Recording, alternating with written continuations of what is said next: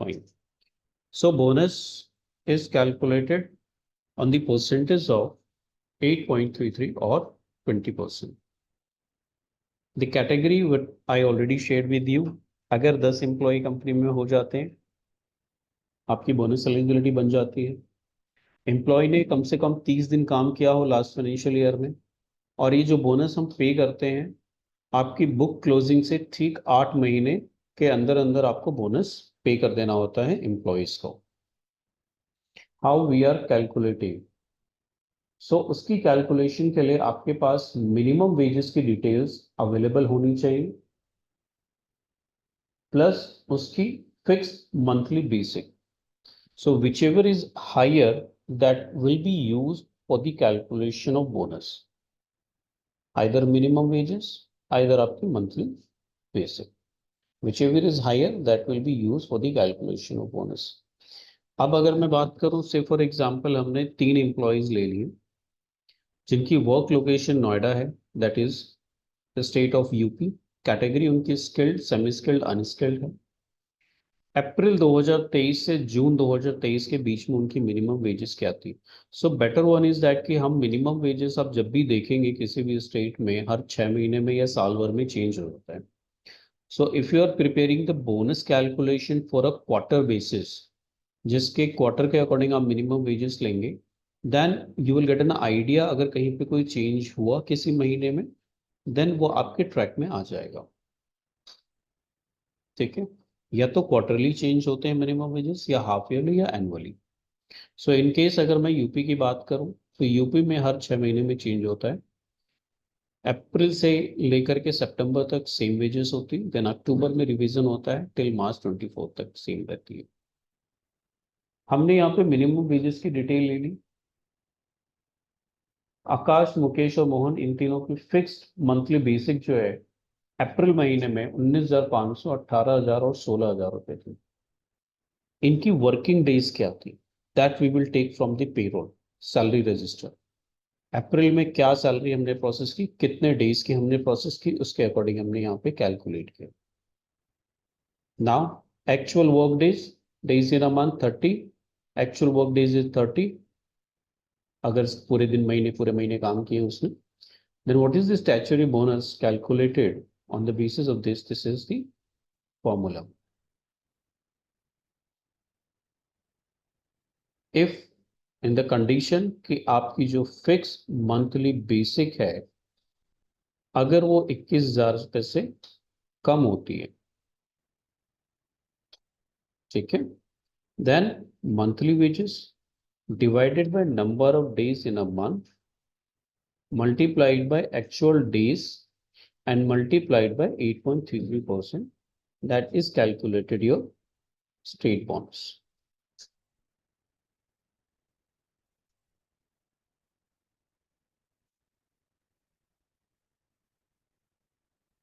Minimum wages की calculation हमने ले ली 12,432 रुपए जुलाई सितंबर, जुलाई से सितंबर। अब ये जो हम कैलकुलेशन कर रहे हैं अप्रैल से जून का कर रहे हैं, तो अप्रैल से जून में हमारी मिनिमम वेजेस ये अमाउंट थी। फिक्स मंथली वेजेस के अकॉर्डिंग वो मेरे पास एलिजिबल है कि वो बोनस ले सकता है। अभी ये तक हमने ये नहीं करा कि उसकी मंथली बेसिक वेजेस 21,000 रुपए से ऊपर गई हो। इन केस अगर अप्रैल में ही सैलरी रिवीजन कर दिया मैंने और आकाश की सैलरी हो गई 22,000 रुपए,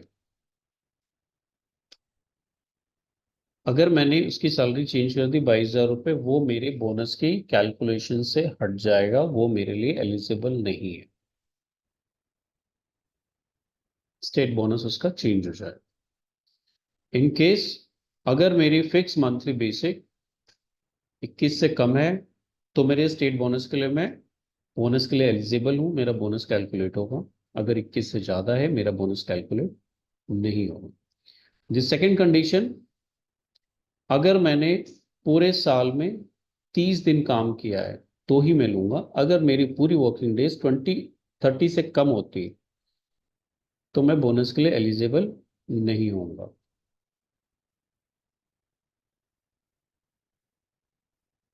हम इसी तरह से अप्रैल का, मई का, जून, जुलाई, पूरे साल का हम उसका डाटा बनाते हैं। पूरे साल पूरे महीने उसने क्या क्या काम किया, कितने डेज उसके हमने प्रोसेस किए हैं सैलरी रजिस्टर में, उसके अकॉर्डिंग आपके monthly days, monthly details update होती जाएंगी।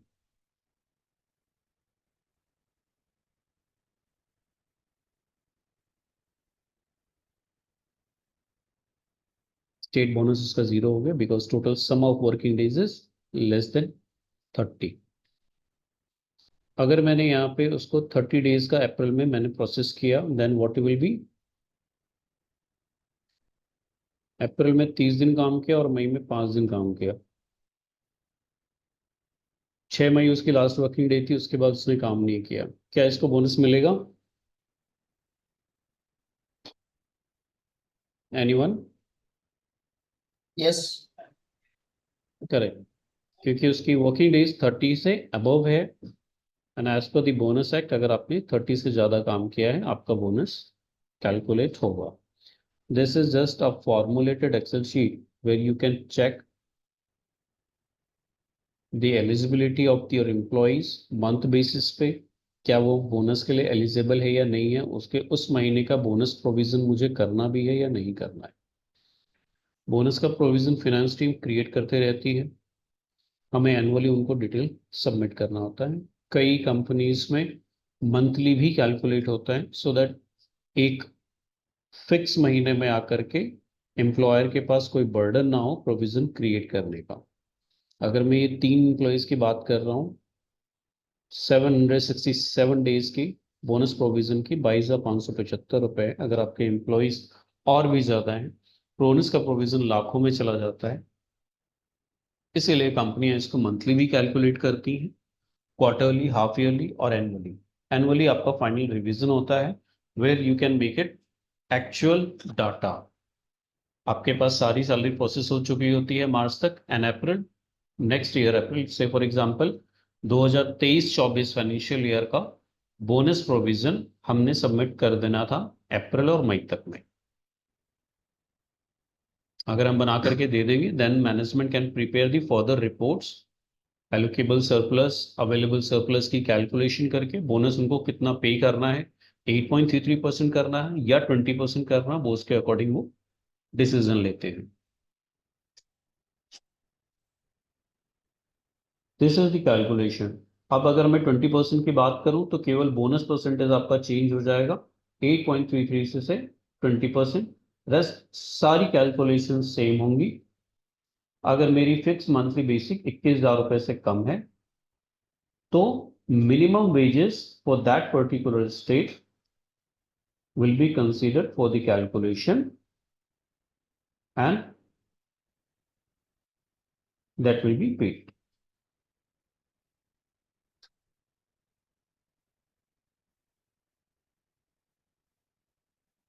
This complete sheet I will provide you again after the session. So you can do an exercise. You can check if you have any query. We can connect after this day also. There is no any concern for the connecting over the call or over the WhatsApp or any source of channel. You can contact us for any kind of query. Anyone have any question related to bonus, or we can proceed ahead? Yes sir. Yes, please. अगर उसपे उसको 21,000 से above जाएगा basic, तो उसको bonus में eligible नहीं गिनेगा। Hmm. But वो एक्स ग्रेशिया में जाएगा ना फिर। The ex gratia bonus. So ex gratia is something different. मैं बात कर रहा हूँ स्टेट बोनस की। अच्छा जो ओके। स्टैच्यूरी बोनस हमें पे करना होता है as per the bonus act, ठीक है, payment of the bonus act, उसके अकॉर्डिंग हमें जो प्रोविजंस हैं, जो रूल्स रेगुलेशन हमें फॉलो करने होते हैं, जो प्रोविजंस क्रिएट करने होते हैं, उसमें as a payroll person, as a payroll manager, as a payroll team आपका क्या रोल होता है वो हमने आपको यहाँ पे समझाया है। बिकॉज आपके पास सारी सैलरी रजिस्टर्स होती हैं, सारा कंट्रोल होता है, आपने किस एम्प्लॉय को कितनी सैलरी पे की, you have the complete data of the salary. किसी एम्प्लॉय का सैलरी स्ट्रक्चर चेंज होगा, रिवीजन होगा, वो डाटा आपके पास होगा, एचआर के पास हो या नहीं हो, बट पेरोल के पास जरूर होगा। Because you are the final person जो सैलरी डिसबर्स करवाता है। उसके बेसिस पे आप अपनी मंथली क्रिएट कर सकते हैं बोनस शीट, क्वार्टरली क्रिएट कर सकते हैं, आपको जैसा कंफर्टेबल हो, या फिर एनुअली तो आपको क्रिएट करके बोनस का प्रोविजन आपके अपने मैनेजमेंट को देना होता है, सो दैट कि मैनेजमेंट आपकी उसी कैलकुलेशन के बेसिस पे वो ये मान लेती है कि मुझे कितनी लायबिलिटी बन रही है, जो मैं अपने बुक्स ऑफ अकाउंट्स में दिखाऊं, जो मैं अपनी प्रोविजंस को कम करूं। बोनस का प्रोविजन हर साल बनता रहता है, जितना पैसा पे करना है एम्प्लॉय को, वो फिर हम यहाँ से बताते हैं। वो आप बताते हो एज अ पेरोल पर्सन कि एम्प्लॉय को बोनस कितना पे करना है। डिसीजन हाउएवर मैनेजमेंट का होता है कि वो 8.33% पे करेगी या 20% पे करेगी। That is again as per the payment of bonus act.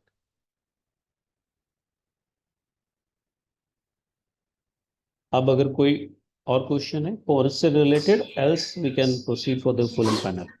अ, अमर, एक चीज और बताएं, जैसे आपने कहा कि 21,000 से अगर नीचे होता है तो ये कैलकुलेट होता है, राइट? यस, बट कुछ कंपनीज में तो हर एम्प्लॉय को बोनस दिया जाता है, इरिस्पेक्टिव ऑफ कि किसकी दैट कितनी इज सैलरी नॉट है। द एक statutory bonus. That is not the statutory bonus. जब भी आप किसी एम्प्लॉय को बोनस पे करते हैं, अगर मैं बात करूं performance kind of in bonus, so वो सारे एम्प्लॉयज को पे होता है। दिवाली पे आप बोनस देते हो हर एक एम्प्लॉय को। हम बात कर रहे हैं स्टैट्यूटरी बोनस की, जो as per the payment of bonus act हर एक वर्कर को एंटाइटल है वो बोनस लेने के लिए। इन ओके, केस आपकी कंपनी कल बोनस पे करना आपको बंद कर दे, आपको नहीं देती बोनस, वो आप उसके लिए क्लेम ही नहीं कर सकते। That is the additional benefit which is given by your organisation to you. You can not claim under the payment of bonus act कि सर मुझे इस साल तो बोनस आपने दिया नहीं, पिछले साल दिया था, ओके। आपने मुझे इस साल दिया नहीं। But that is sir the additional bonus. वो liability as per legal liability employer के ऊपर नहीं बनती। वो लीगल नहीं बनती sir, but part of the CTC है तो फिर उसको देना पड़ेगा ना। दैट अगेन टोल्ड यू, अगर पार्ट ऑफ द सिटी से आपने मेंशन किया हुआ है, देन हम्म। यस आपको देना पड़ेगा वो, क्योंकि वो कॉन्ट्रैक्ट के अंडर बाइडेड है। यस। दैट्स द रीजन हम लोग जब भी किसी को बताते हैं आपकी सीटीसी बहुत सिंपल होनी चाहिए, जिसमें कोई भी ऐसी लाइबिलिटी आप मेंशन ना करें जो फ्यूचर में एम्प्लॉयर के लिए अबाइड हो जाए उसको पे करना। CTC you can keep it very much simple, which is as per the norms। Employer की लाइबिलिटी है वो उसमें वो मेंशन कर सकता है, अदरवाइज कुछ नहीं। और अगर आप लेबर के टर्म्स में जाएंगे, लेबर कोड के अकॉर्डिंग जाएंगे, लेबर रिफॉर्म्स के अकॉर्डिंग जाएंगे, तो CTC कहीं भी मेंशन होती ही नहीं है। वहां पे एक सिंपल लैंग्वेज यूज होता है वेज, और वेज की डेफिनेशंस। CTC का कहीं भी कोई भी डिस्कशन नहीं होता है। That is a corporate term but we are using it, the cost to company. ठीक है। बोनस हम कब पे करते हैं एम्प्लॉय को? बोनस आपकी बुक्स क्लोजिंग के 8 महीने के अंदर अंदर पे हो जाना चाहिए।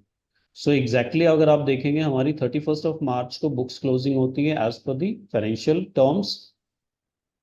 8 महीने ठीक आपके बैठते हैं नवंबर अक्टूबर में, तो जो नियर अबाउट आपकी दिवाली के टर्म्स होते हैं, नवंबर में दिवाली होती है और आप बोनस पे करते हैं।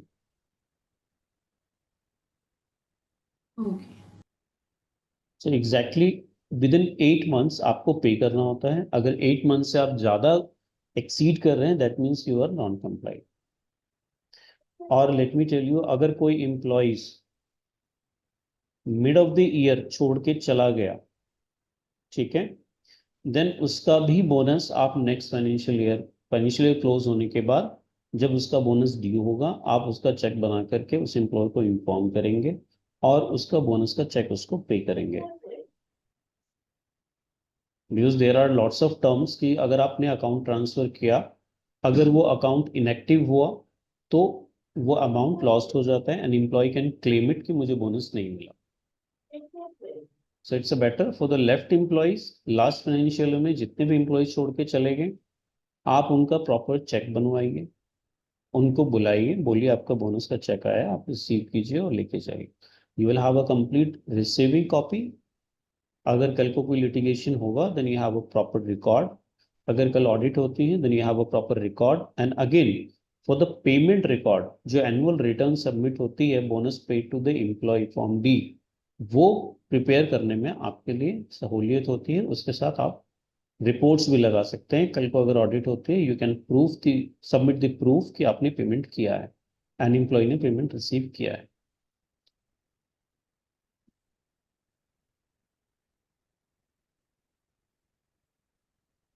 Okay, so let's move for the full and final. Aman, yes, Amar, ये yes Nikhil. Fix monthly basic salary it means it's a minimum wages और क्या लिया ये? जो उसकी सीटीसी में फिक्स मंथली बेसिक है। सो मिनिमम वेजेस तो हमारी ऑलरेडी पहले हमने मेंशन कर लिया। हम्म। हमने ये फिक्स मंथली बेसिक इसलिए डिफाइन किया हुआ है कि क्या वो मेरे लिए, मेरे अकॉर्डिंग वो बोनस के लिए एलिजिबल है या नहीं है। से फॉर कुछ एग्जांपल, नहीं नहीं, agree agree with your point. कुछ स्टेट में मिनिमम वेजेस बेसिक और डीए में होती है, डिस्ट्रीब्यूट होती है, जो दो पार्ट होते हैं। हम्म, हम्म, तो बोनस के लिए भी ये बेसिक एंड डीए इंक्लूड करना है? यस, यस, बोनस में ओके। बेसिक प्लस डी है। Bonus payment of bonus act में जब हम देखेंगे, इट्स क्लियरली मेंशन, वेज का मीनिंग उनका होता है basic plus D and exclude all other allowances what you are paying to employee. वो अगर वो अमाउंट 21,000 से नीचे है तो हम बोनस पे करेंगे, एग्री? यस, देन उससे अकॉर्डिंग, उससे ऊपर है तो कंपनी के ऊपर है कि if they want to pay then they can pay, otherwise they are not liable to pay. Yes, as per the under the payment of bonus act, employer के ऊपर कोई लायबिलिटी नहीं बनती कि वो पेमेंट करना जरूरी है उस employee. That again terms and condition. अगर से फॉर एग्जांपल कोई एम्प्लॉय बोनस के लिए एलिजिबल था मई तक या जून जुलाई तक, अगस्त से आपने उसकी सैलरी रिवाइज कर दी, ठीक है, सो लास्ट फाइनेंशियल ईयर में अगर वो 3-4 महीने भी बोनस अर्न किया उसने, तो वो आपको पे करना पड़ेगा। दैट्स द रीजन हम बोलते हैं कि आप हर महीने अपनी बोनस की कैलकुलेशन प्रिपेयर कीजिए इस तरीके से, सो दैट कि आपको पता हो किस महीने उसकी सैलरी रिवाइज हो गई, कब मुझे उसको देना है, कब मुझे उसको बंद कर देना है।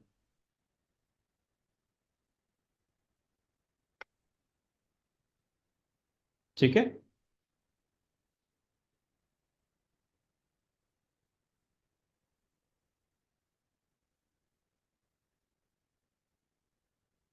Let's proceed for the bonus calculate full and final process. Employee का जब सेपरेशन होता है, मैंने आप लोगों से डिस्कस किया था अर्लियर, जब वेज कोड इंट्रोड्यूस होगा देन आपको फुल एंड फाइनल किसी भी कंडीशन में, चाहे वो एम्प्लॉय सेपरेट हुआ हो, खुद से रिजाइन दिया हो, या आपने निकाला हो, मिसकंडक्ट हुआ हो, किसी भी रीजन में एम्प्लॉय का सेपरेशन होता है ऑर्गेनाइजेशन में, then according to the wage code जो अपकमिंग है उसके अकॉर्डिंग 2 दिन के अंदर अंदर आपको उसका फुल एंड फाइनल पे करना है। एज ऑफ नाउ हम क्या करते हैं, जो भी टर्मिनेटेड एम्प्लॉयज हैं उनको हम 2 दिन में पे करना होता है according to the payment of wages act. उसके अकॉर्डिंग हमें 2 दिन में पेमेंट करनी है। बट जब कोड आएगा देन आप किसी भी कंडीशन में एम्प्लॉय ने छोड़ा, उसको हमें 2 दिन में ही देना है। करेक्ट। सो एम्प्लॉय सेपरेशन में हमारे लिए क्या क्या डिटेल जरूरी होती है। No dues detail, no dues form होता है, वो आपने शेयर करना होता है। जो भी डिटेल्स आएंगी आपके पास, फॉर्म्स फिल होंगे प्रॉपर। नो ड्यूज का फॉर्म होता है, हर कंपनी में डिफरेंट डिफरेंट फॉर्म्स होते हैं, फॉर्मेट्स होते हैं, जिसमें एम्प्लॉय प्लस एचआर वेरीफाई करता है along with the reporting manager कि एम्प्लॉय का अब कोई भी ड्यू नहीं है, there is no any recovery, या अगर रिकवरी है what is the amount that will be mention on your no dues form. Final settlement, employee का पूरा फाइनल सेटलमेंट करेंगे। ग्रेचुइटी कैलकुलेशन होती है, लीव इनकैशमेंट होती है, एंड टैक्सेबिलिटी भी हमें कैलकुलेट करनी होती है at the time of final separation, जब आप एफ इनकम बना रहे हैं। Let's see.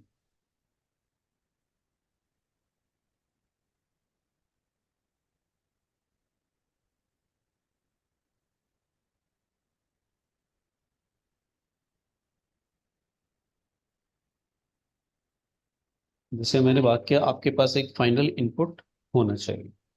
Let's take an example. Ashish is an employee. His employee code is 9999. His designation is manager. His date of joining is 15th of April 2019. उसने 1 अगस्त 2024 को resign कर दिया, 1 महीने का उसने नोटिस दिया, 31 डेज का, और उसकी डेट ऑफ लिविंग है 31st of August. As per appointment letter, as per employment agreement, उसका जो नोटिस पीरियड होता है वो 60 डेज होना चाहिए, उसने 31 डेज ही दिया।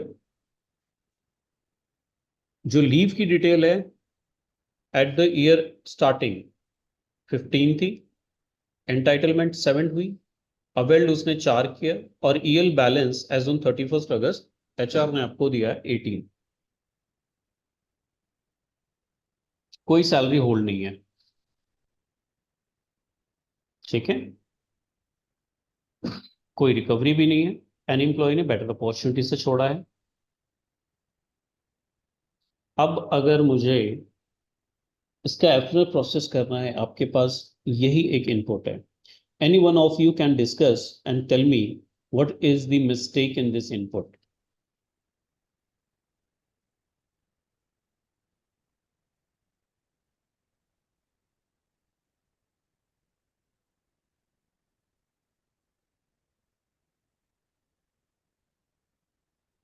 आशीष एक मैनेजर है जिसकी डेट ऑफ ज्वाइनिंग 15 अप्रैल 2019 थी, डेट ऑफ रेजिग्नेशन 1 अगस्त 2024 है, डेट ऑफ लिविंग 31 अगस्त 2024 हो गई। According to the employment agreement उसको 60 दिन का नोटिस पीरियड देना था, बट उसने 31 डेज का ही दिया। नोटिस रिकवरी उसकी 60 डेज की हो गई। लीव की डिटेल, ओपनिंग बैलेंस 15 थी, एंटाइटलमेंट इसका 7 हुई। इसका एम कॉलम में नोटिस डेज रिकवरेबल गलत डला हुआ है 60। Correct, notice days recoverable is wrong.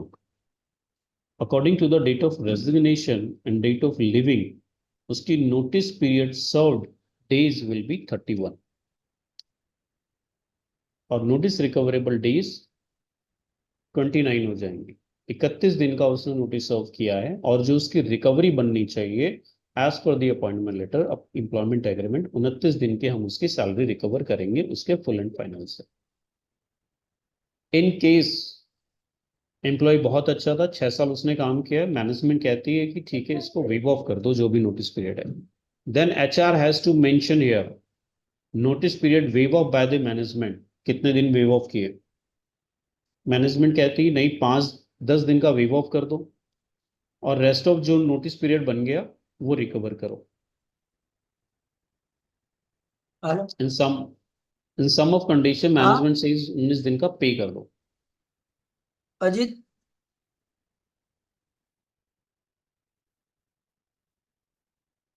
Then you have to mention here notice days payable to employees 90 days। इसी के अकॉर्डिंग 90 डेज का नोटिस पीरियड आप कैलकुलेट करके एम्प्लॉय की पेमेंट में ऐड करेंगे उसके फुल एंड फाइनल शीट में। फिलहाल तो यहाँ पे मैनेजमेंट ने कुछ भी अप्रूवल नहीं दिया। Now we are recovering the 29 days salary. जब हमें इसकी 29 दिन की सैलरी रिकवरी करनी है, एफएनएफ का सारा इनपुट आ गया। Now what we will do, we will process his complete FNF. What is the first step? We will prepare his salary master, salary detail, what the salary we have to process. So for this employee in the month of August, हमें इस employee की क्या salary process करनी थी। Salary process के लिए हमारे पास उसका डाटा है, we are the HR person, हमारे पास उसका डाटा है, बेसिक है, HR है, स्पेशल अलाउंस है, ग्रॉस है 2,42,523 रुपए, PF उसका मैक्सिमम कट रहा है, मंथली सीटी से 258,333, days in a month 31, actual paid days भी 31। आपने बेसिक एचआरए स्पेशल अलाउंस सब कुछ कैलकुलेट कर लिया, इनकम टैक्स भी कैलकुलेट कर लिया। इनकम टैक्स जो हमारे पास डाटा था उसके अकॉर्डिंग हमने कैलकुलेट किया, 56,189 रुपीज डिडक्ट होनी थी टोटल डिडक्शन, और नेट पे आ गया 1,70,524 रुपए। ये सैलरी हमें पे करनी है एम्प्लॉय को, ठीक है। ये सैलरी कैलकुलेशन एम्प्लॉय की अगस्त महीने की। Now what are the other payments? As per the FNF input हमने salary process कर ली. Now we are going for the leave encashment. According to the data, 18 leave उसको इनकैश करनी है हमें. We are coming to the leave encashment. Leave encashment में हमने उसकी gross salary की डिटेल्स ले ली, बेसिक, HRA और special allowance. So any one of you can tell me, आप जब लीव इनकैशमेंट करते हैं तो आप क्या करते हैं? कोई एम्प्लॉय अगर छोड़ के जा रहा है कंपनी आपकी, तो आप उसकी लीव इनकैशमेंट किस पे करेंगे? बेसिक पे करेंगे, ग्रॉस पे करेंगे? क्या करना चाहिए हमें? बेसिक। बेसिक पे. और कोई?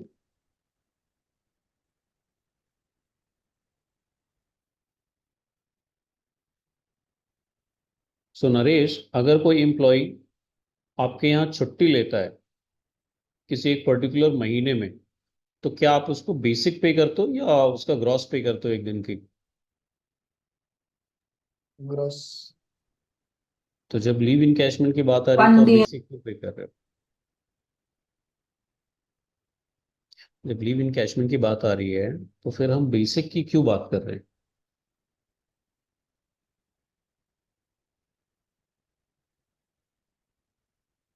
There we need to correct the practice.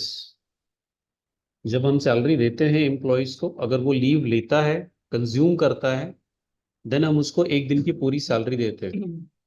लेकिन जब हम लीव इनकैशमेंट दे रहे हैं तो हम केवल बेसिक कैलकुलेट कर रहे हैं. Yes, I will tell you कि बेसिक क्यों करते हैं. उसका भी एक रीजन है, but there are other options also available कि आप उसको ग्रॉस पे कीजिए, जिससे आपकी सारी कैलकुलेशंस स्ट्रीमलाइन रहेंगी, आपका प्रोसेस स्ट्रीमलाइन रहेगा, आपकी पॉलिसी स्ट्रीमलाइन रहेगी, कहीं भी कोई भी कंफ्लिक्ट नहीं आएगा. सो अगर मैं एम्प्लॉय की लीव इनकैशमेंट लेता हूं, मुझे 18 डेज की पे करनी है, then exactly gross divided by the number of month into 18.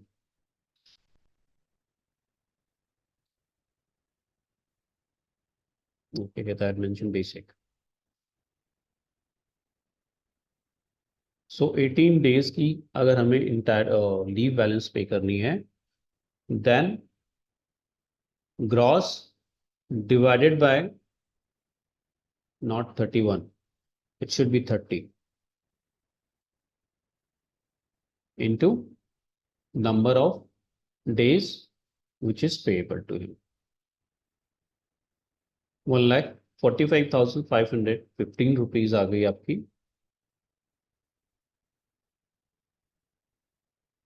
The taxability provision, यहाँ पे हमारा ऑप्शन आता है कि हमें बेसिक कंसिडर करना पड़ता है as per the IT income tax act के according.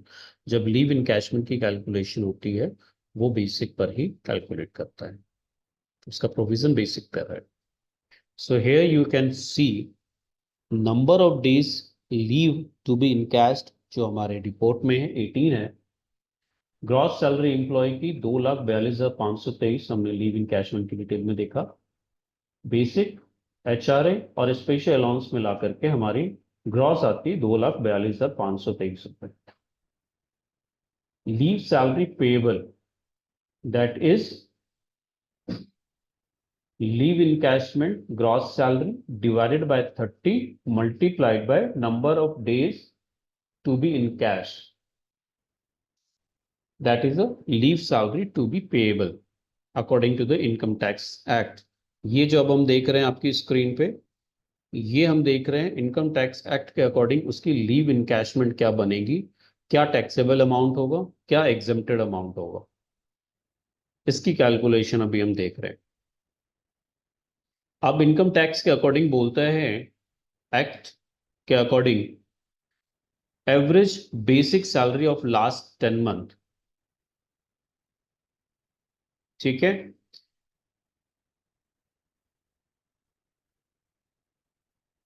and cash equivalent value of the leave plus 25 lakh up to 25 lakh according to the income tax act, leave encashment is exempted and when you calculate it, what is exempted under the leave encashment category, whatever is least means leave salary, what जो आपने calculate किया gross पे, या फिर cash equivalent to leave under section 10(10)AA 25 lakh रुपए, या फिर average salary of 10 months, इन चारों में जो सबसे लीस्ट होगा वो आपका एग्जम्प्टेड अमाउंट है, वो टैक्स एग्जम्पशन में कंसीडर होगा. Rest of balance amount will be considered as a taxable amount. I again repeat it. Leave salary, जो लीव आपने कैलकुलेट किया ग्रॉस पे, ठीक है, and the cash equivalent of leave, the value which is as per the under section 10(10)AA of the income tax act, या फिर 25 लाख रुपए, या फिर 10 महीनों की average salary, whichever is least will be exempted. अब according to the income tax, average salary definition is the basic plus DA only. आप जब अंडर सेक्शन 10(10)AA देखेंगे इनकम टैक्स एक्ट में, उसमें वेजेस में मीनिंग क्लियरली मेंशन है that for the calculation of the leave encashment, wage meaning is that this average salary meaning is that basic plus DA only. आप rest of कुछ भी amount नहीं देंगे. सो इसके अकॉर्डिंग हमारी एग्जम्पशन अमाउंट और taxable amount leave encashment में क्या टैक्सेबल अमाउंट होगी वो हम यहाँ पे पता कर लेते हैं. एवरेज सैलरी आप पिछले 10 महीनों की अपनी सैलरी रजिस्टर से निकाल लेते हैं, सैलरी डाटा में से. सो फॉर एग्जांपल मैंने यहाँ पे कैलकुलेट कर लिया 1,31,750 rupees basic plus DA as per the income tax. November से लेकर के अगस्त तक उसकी अटेंडेंस है, उसी के अकॉर्डिंग आपका बेसिक कैलकुलेट हो रहा है. टोटल बेसिक जो एवरेज आती है वो आएगी 1,25,000 रुपये 205, वो हमने यहाँ पे मेंशन कर लिया. एवरेज सैलरी के बेसिस पे ही हमने cash equivalent of the leave value निकाल ली. इनकम टैक्स के अकॉर्डिंग लीव इनकैशमेंट क्या बनेगी एवरेज सैलरी पे 18 दिन की, वो हमने निकाल दी. So this value is exempted. अगर ये अमाउंट मैं देता हूं एम्प्लॉय को, ये एग्जम्प्टेड होगा. लेस्ट ऑफ 70,000 जो आया 70,391, that is a taxable value. तो जब आप एम्प्लॉय का TDS कैलकुलेट कर रहे होंगे तब आपको ये 70,391 rupees as a taxable amount show करना पड़ेगा. Leave encashment taxability is clear to everyone. थोड़ा सा कॉम्प्लेक्स है, जब आप इस पर प्रैक्टिस करेंगे जब आपको समझ में आ जाएगा, क्लियर हो जाएगा सारे डाउट्स. सो ये केवल कॉम्प्लेक्सिटी इनकम टैक्स एक्ट के अकॉर्डिंग है. नोटिस पीरियड पे आते हैं हम. नोटिस पीरियड का डिडक्शन मेरे पास मेंशन किया हुआ था according to FNF input.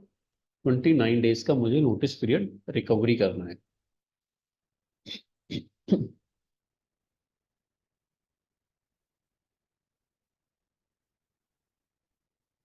This will be 29 days.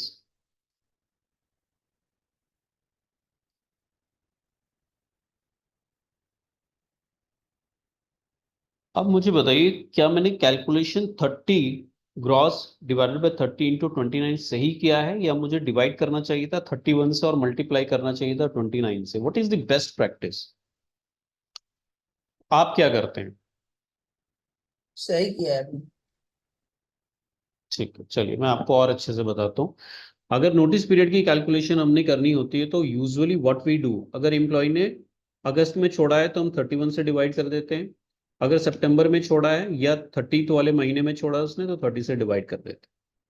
The correct practice what is says, अगर ये एम्प्लॉय दिस एम्प्लॉय अगर 15 अगस्त को छोड़ के चला गया होता तो क्या कैलकुलेट करते आप?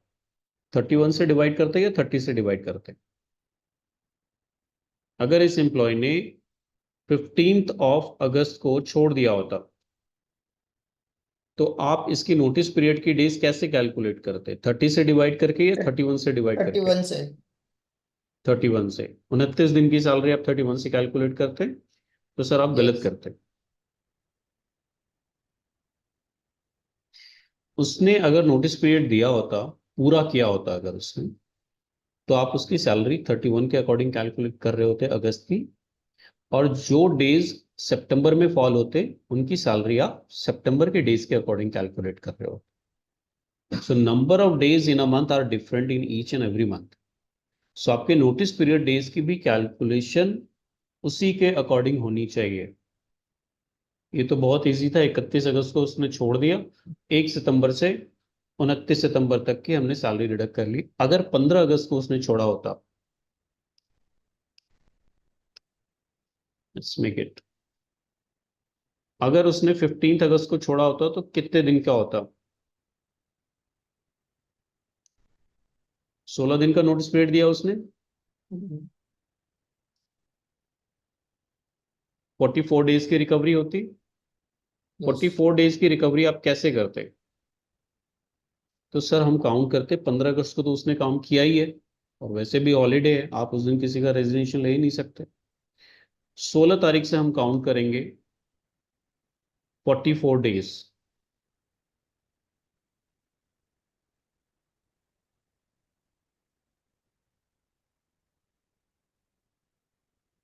कितने दिन हो गए ये? टोटल 16 दिन।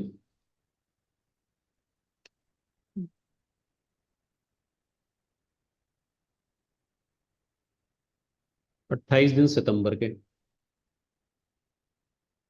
ठीक है सर। तो जो इसकी नोटिस पीरियड काउंट होगी, 16 दिन अगस्त की सैलरी काउंट होगी,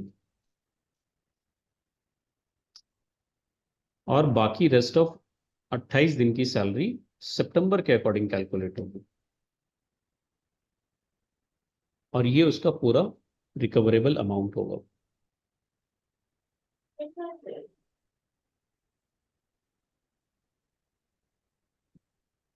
अगर एम्प्लॉय ने 15 ऑफ अगस्त को छोड़ा होता तो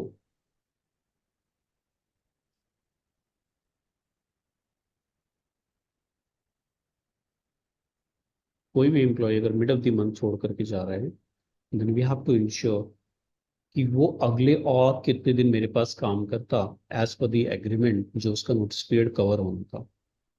जितने दिन वो काम करता उसी के अकॉर्डिंग हम उससे रिकवरी करेंगे, अननेसेसरी रिकवरी हम नहीं करेंगे।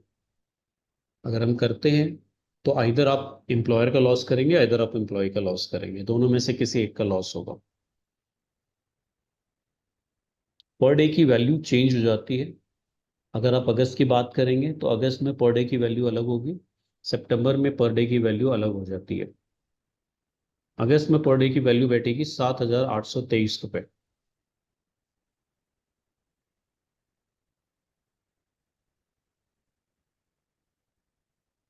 ये अगर मैं बात करूं सितंबर में, 8,000 रुपये की वैल्यू होगी। 261 रुपये डिफरेंस है पर डे की वैल्यू में। तो मेरी ये जो डिफरेंस अमाउंट है ये मेरी कैलकुलेशन में नहीं आना चाहिए।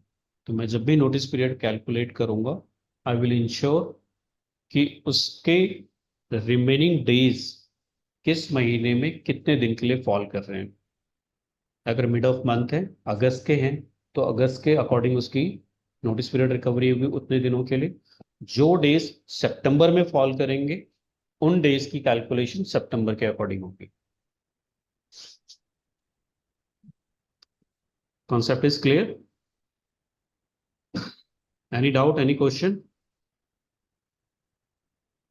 No. Yes. This is the notice period calculation what we have done. TDS calculation for आशीष। सब हमें क्या TDS डिडक्ट करना चाहिए था वो हमने यहाँ पे कैलकुलेट किया। This is for your reference only. हमारा काम यहीं तक खत्म होता है। आप टीडीएस कैलकुलेशन भी देख लें। अगर ये एम्प्लॉय मेरे पास काम करता, इसने 31 अगस्त तक काम किया है मेरे पास, तो 1 अप्रैल से लेकर के 31 अगस्त तक उसकी सैलरी कितनी रिसीव हुई है वो मैंने यहाँ पे मेंशन की है। 1 अप्रैल से लेकर के 31 अगस्त तक उसकी बेसिक सैलरी जो वो अर्न करेगा वो 6,06,50,000 रुपए।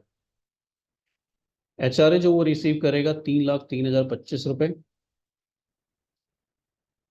एंड जो स्पेशल अलाउंस वो अर्न किया उसने 1 अप्रैल से लेकर के टिल 31 अगस्त, उसने 2,06,531 रुपए अर्न किया। ग्रैंड टोटल अमाउंट ये आ गई उसकी।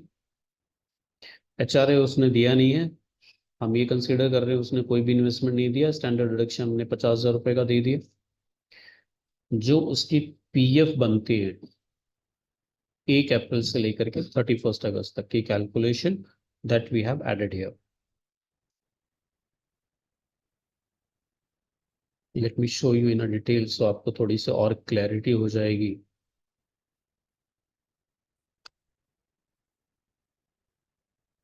ये देखिए,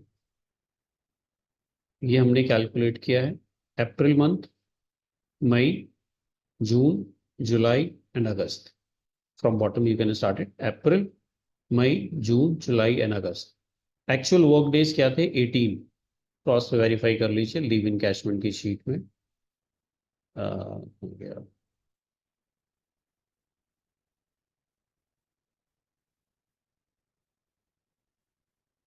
अप्रैल में उसकी वर्किंग डेज 18 थी, मई में 31, जून में 30, जुलाई में 31, अगस्त में 31।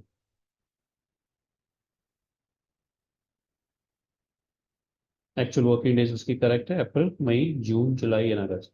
इसके अकॉर्डिंग हमने उसकी बेसिक की सारी कैलकुलेशंस कैलकुलेट कर ली। सारी सैलरी हमने एक बार में कैलकुलेट कर ली। Now you have the exact amount. April से अगस्त तक उसकी क्या बेसिक पे की आपने, क्या एचआरए पे किया, क्या स्पेशल अलाउंस है, ग्रॉस क्या दिया आपने, पीएफ क्या दिया आपने। ठीक है, इसके बेसिस पे जब आपने कैलकुलेट किया आपका अमाउंट आ गया। Standard deduction under section 80C, PF जो उसकी एक्चुअल बेसिक पे थी वो 72,726 रुपये आपने यहाँ पे एग्जाम्प्ट कर दिया। ग्रॉस टैक्स लायबिलिटी उसकी बनी। सेस वगैरह चार्ज करने के बाद उसकी जो 8 महीनों की टैक्स लायबिलिटी बनती है वो 1,15,519 रुपये बनती है। बस ये आपको रिकवर करना चाहिए था 8 महीनों में। लेकिन हम क्या करते हैं, हम कैलकुलेट करते हैं उसकी पूरी एनुअल। तो सर जब हमने एनुअल कैलकुलेट किया था, तो हमने क्या किया था, एनुअल टैक्स हमने भी एक एग्जाम्पल प्रिपेयर कर रखा है। एनुअल टैक्स के अकॉर्डिंग उसकी जो टोटल टैक्स लायबिलिटी बन रही थी वो 6,50,606 रुपये बन रही थी। अप्रैल में हमने 18 दिन का टैक्स उसका डिडक्ट कर दिया। 18 दिन के टैक्स डिडक्ट करने के बाद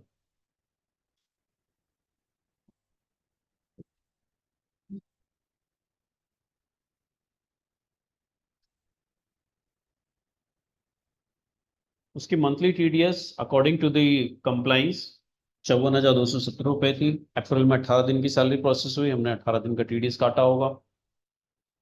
बैलेंस अमाउंट क्या बच गया जो उससे रिकवर करना था 11 महीनों में, हमने वो निकाला। 11 महीनों की मंथली क्या टीडीएस बननी थी? 56,189 रुपये, वो हमने डिडक्ट करना शुरू कर दिया। तो 56,189 रुपये उसके अगस्त तक टीडीएस कटे। इसके अकॉर्डिंग जो उसकी टोटल टैक्स डिडक्शन हो गई अभी तक 2,57,286 रुपये, जबकि उसकी बनती कितनी है? 1,15,519 रुपये। इसके अकॉर्डिंग हमने उससे एक्सेस टैक्स वसूल कर लिया है। अब अगर मैं लीव इनकैशमेंट का अमाउंट भी डालूंगा तब भी उसकी कोई टैक्सेबिलिटी नहीं बनती। आइदर आप अगस्त का टैक्स मत काटो, या फिर अगर आपने सैलरी प्रोसेस की है और अगस्त का टैक्स काट लिया है तो आप उसको एज एट रहने दीजिए। उसकी लीव इनकैशमेंट की जो वैल्यू, टैक्सेबल वैल्यू होती है, वो भी एग्जम्प्ट हो जाएगी यहाँ पे, क्योंकि हमने उससे ऑलरेडी टैक्स वसूल कर लिया है। जब वो अपनी इनकम टैक्स फाइल करेगा, हम जब यहाँ से फॉर्म 16 की डिटेल अपडेट करेंगे, हम यहाँ पे अपनी टैक्सेबल डिटेल अपडेट कर लेंगे। जब आप फॉर्म 16 उसको देंगे, वहां पे उसकी सारी टैक्सेबल डिटेल आ जाएगी। जो भी अमाउंट रिफंड होना होगा वो उसको वहां पे शो हो जाएगा। अकॉर्डिंग टू दिस अभी तक की कैलकुलेशन होगी। अब हमारी आती है ग्रेचुइटी कैलकुलेशन। एम्प्लॉय ने 6 साल की सर्विस दी है, ग्रेचुइटी हमें देना पड़ेगा as per the gratuity act. नहीं दिए तो कोई कंप्लाइंस है?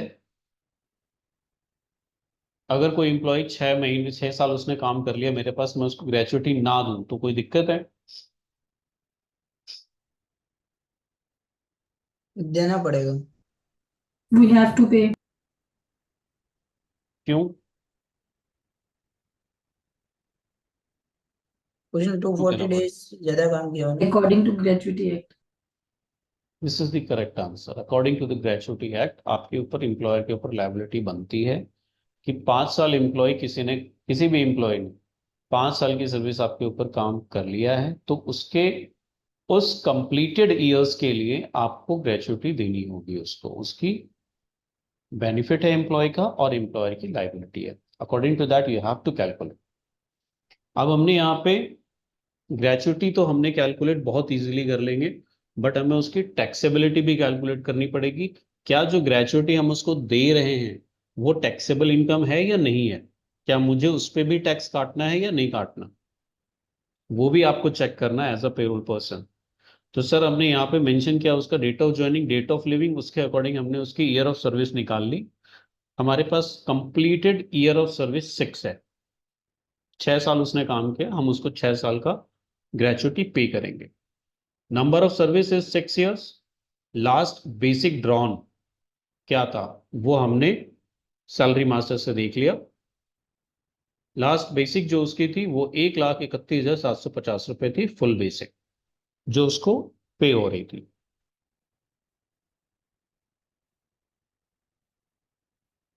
According to the gratuity act 15 दिन का बेसिक पे होता है, कंसिडरेबल है for the calculation of gratuity. So this is the formula that 15 days basic salary, your basic last drawn basic divided by 26 into 15 will be 15 days basic salary. Gratuity amount हो जाएगा 15 days salary multiplied by number of years completed year, that is 6। 76,010 rupees into 6 आपका amount आ जाएगा 4,56,060 rupees. Maximum limit which is allowed by the government is 20 lakh rupees. जो maximum limit which is tax free that is 20 lakh rupees किसी भी employee को उसके entire life में according to the gratuity act उसके एंटायर लाइफ में 20 लाख रुपए तक का ही ग्रेचुइटी उसको मिलेगा। Gratuity payable as per rule 15 days based on 26 days in a month, वो हमारा कैलकुलेट हो गया 4,56,000 रुपए 60 रुपए। इन दोनों में से जो भी कम होगा दैट इज एग्जम्प्टेड। तो ऑब्वियसली मेरा ग्रेचुइटी टैक्स फ्री हो गया कंप्लीटली और मेरे पास कोई भी लाइबिलिटी नहीं आई टैक्सेबल ग्रेचुइटी की। This is very tough to identify कि एम्प्लॉय की लाइफ साइकिल में उसको ग्रेचुइटी कब कब मिली थी। हाउएवर अब जो अपडेट हो रही है इनकम टैक्स की डिटेल्स में, अगर एम्प्लॉयर किसी एम्प्लॉय को ग्रेचुइटी पे करता है तो वो भी आपकी इनकम टैक्स में फाइल हो जाती है, रिटर्न्स में दिखती है। तो वहां से आपको ग्रेचुइटी की डिटेल मिल जाती है, किस एम्प्लॉय ने कितना ग्रेचुइटी क्लेम किया है। That is the detail. On the basis of ये सारी कैलकुलेशन जो हमने की उसके बेसिस पे हमारा फाइनल एफएनएफ शीट बनता है। एम्प्लॉय नंबर, नेम, उसकी डेजिग्नेशन क्या थी, लोकेशन क्या थी, डेट ऑफ ज्वाइनिंग, किस दिन उसने रेजिग्नेशन सबमिट किया, लास्ट वर्किंग डेट क्या थी, लास्ट सैलरी हमने कब प्रोसेस की, उसकी पे की, नोटिस पीरियड क्या एप्लीकेबल था, नोटिस पीरियड सर्व कितना किया उसने, नोटिस पीरियड डेज रिकवरेबल कितनी है, EL डेज पेएबल कितने हैं, number of days in a month कितने थे। सैलरी फॉर द मार्च, ये हमारा रेफरेंस है सैलरी मास्टर शीट से। लीव इनकैशमेंट की शीट से। Notice recovery, that is notice की शीट से। ग्रेचुटी की कैलकुलेशन हमने की है उन शीटों से। तो ये total income minus notice period recovery, जो उसको टोटल पेमेंट बनेगी इन फुल एंड फाइनल, वो बनेगी 5,37,659 रुपए। और ये सारी कैलकुलेशन का रेफरेंस आपके पास एक ही जगह है। अगर किसी भी इंप्लॉय को, किसी भी पर्सन को, किसी भी ऑडिटर को चेक करना होगा किसी भी अमाउंट के लिए, then you have a complete detail in one place and the person can check easily.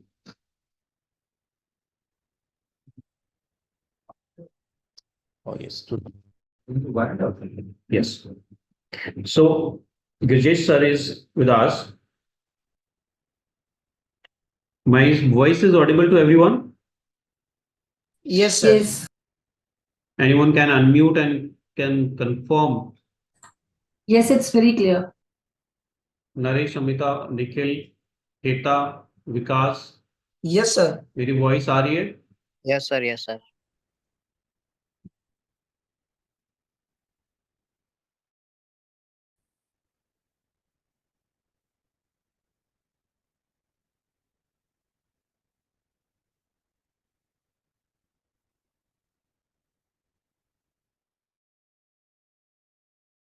So now over to Grijesh sir.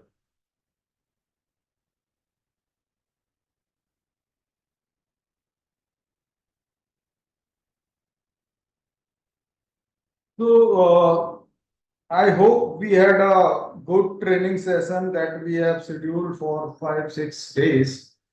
So today is the 5th day, and we have customized the module in a systematic way so that you can get to know the step by step. And we were trying to let you know, or our approach was to so that you can get some takeaways, some substantial amount of takeaway for this training session. Believe me, I am not conducting these trainings for revenue generation and all that. This is just for discussing and growing together, to get into spreading awareness, to making the visibility across the country. So this is the small effort in the same direction, that we are doing a lots of trainings, we are doing lots of pre workshop, we are doing lots of webinars, we are doing lots of training under Maruti Suzuki. So this is in the same scenario. We just want to sharing the information, whatever we know, and we can inculcate some additional things. We can add, if we can add some value, then this is what I'm our approach.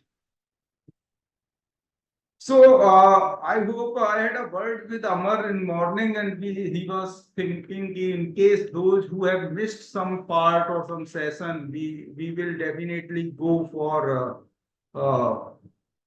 we will go for one day for additional sometime session. So in case what happened to Amar, हम उसके लिए कुछ कर रहे हैं क्या? In case somebody So in case anyone interested for the missed session, like day 1, day 2 and day 3 session, अगर किसी का miss हुआ है, then we can plan for Saturday around 10:30 for 2 hours. It will be 10:30 to 12:30. This will be the session. So basically what we will do, in case I think if some of you have missed some sessions and you are now willing to cover these sessions or topics, we are flexible enough and want to give you the opportunity to join our, if you mutually decide you are ready to come up on Saturday.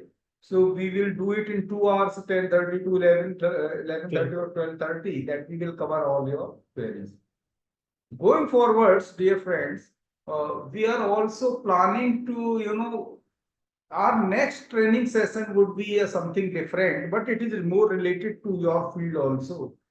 We had this training for specifically the calculation of payroll and various statutory liabilities, deduction, earnings, how to calculate, what is the process, how we do in law-centric manner. Next training we are planning to conduct on a subject. This is called a statutory compliance and labor laws. So this session would be very effective for all three categories: the person who are HR, person who are in compliance, person who are in payroll. So during this session, we will do a 5-day session for 2 hours per day, and where we will cover labor compliance and statutory compliance. And we will cover the live cases as well as the various landmark judgment and case laws across the country. So we will cover in such a manner, we will we are drafting the module, like one day we will cover discuss the PF compliances, inspections, litigation, one day SIC gratuity, one day for factory compliances, and one day for similar, so that you will get to know holistic approach in what all laws are applicable to the industry, and how to maintain the compliance, what are the returns and registers are required to be maintained, and what are the do's, what are the don'ts, what are the general mistakes that we commit on day-to-day basis, what will happen if any inspection come to you, how to deal with the authorities, how to deal with the statutory authorities, labor inspector, labor commissioner, how to reply to the commissioner's notices, how to handle the employee-employer dispute, how to draft the appointment letter, how to draft the offer letter, what are the employee engagement, in what certain situations, what you need to perform, because HR has a very critical role to play for the organization. You need to protect the interest of company all time, and in meantime, you also need to go, you are responsible to the legal rights of the worker as well.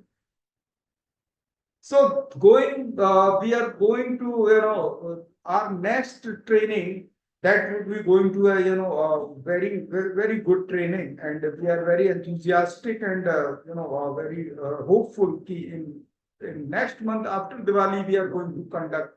We will have this training session online across the country, and most probably this we will have a batch of approx 25 candidates. So I hope you had a question, or some of you want to ask something. So what? I think so. Hita has some question. Yes, Hita, you can ask, and you can please speak a bit loud.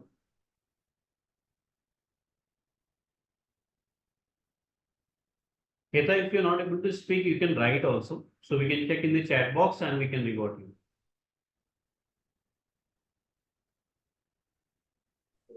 Hello. Yes. Sir, I just wanted to know one thing कि अगर हम gratuity वाला जो है उसके related पूछना है कि अगर कोई कॉन्ट्रैक्टर का एम्प्लॉय हमारे रोल पे हमने रखा हुआ है, कॉन्ट्रैक्टर की कंपनी में उनका वर्किंग है 3 years का, और he or she is with us from last 2 years, तो उनका ग्रेजुएटी के लिए कौन सी कंपनी मतलब लायबल होगी, लाइक प्रिंसिपल कंपनी और कॉन्ट्रैक्टर इटसेल्फ? देखो, in such cases, Heta, basically we need to understand the complete reasoning.